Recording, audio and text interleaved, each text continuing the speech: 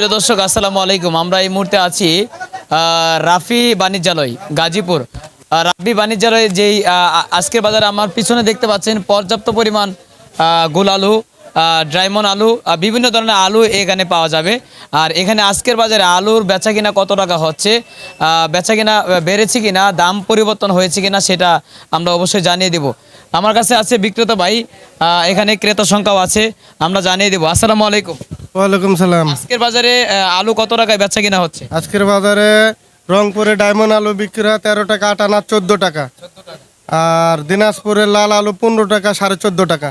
দিনাজপুরের যে লাল আলু এটা কি স্টিক না ডায়মন্ড? স্টিক স্টিক স্টিক 14.5 থেকে 15 টাকা। আর রংপুরের 7 আলু আছে, এটা 13, 13.5, 13-13.5 উপর 14 টাকা। তো আজকের বাজার কি দামটা কমেছে নাকি বেড়েছে? আজকে একটু দাম বাড়তি, দুদিন কারসানতে আটানা বাড়তি। দুদিন আগে 13.5, 14 ছিল, আজকে 15 টাকা।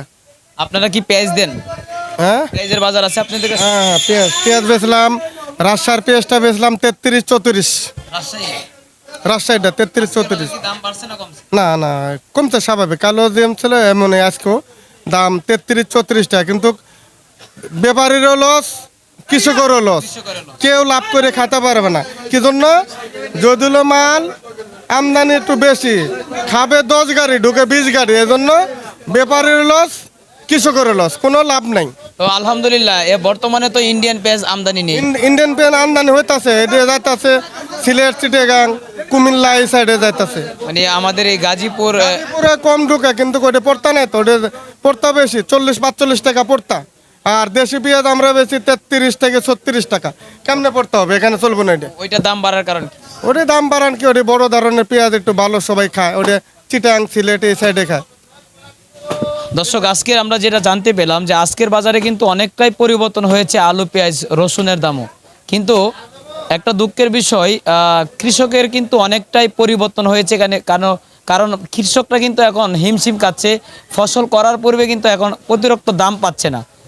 যেই দামে বিক্রি করার আশাই ছিল, কিন্তু সেই দামটা কিন্তু এখন বর্তমানে পাচ্ছে না। এই জন্য কিন্তু কৃষকরা কিন্তু হিমশিম খাচ্ছে।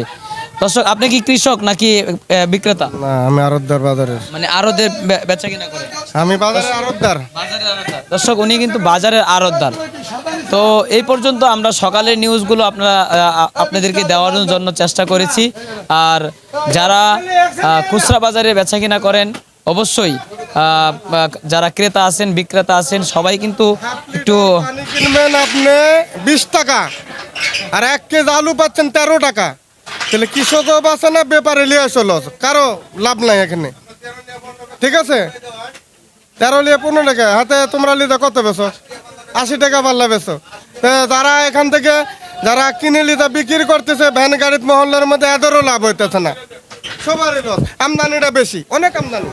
দর্শক, বর্তমানে কিন্তু আমদানি অনেক বেশি হয়ে গেছে, কিন্তু বিক্রেতা যারা খুচরা ব্যবসায়িক আছে, খুচরা ব্যবসায়িক যারা ছোটোখাটো ব্যবসায়িক ভ্যানে করে বিক্রি করে, বিভিন্ন দোকানে বসে বিক্রি করে, তারাও কিন্তু হিমশিম খাচ্ছে।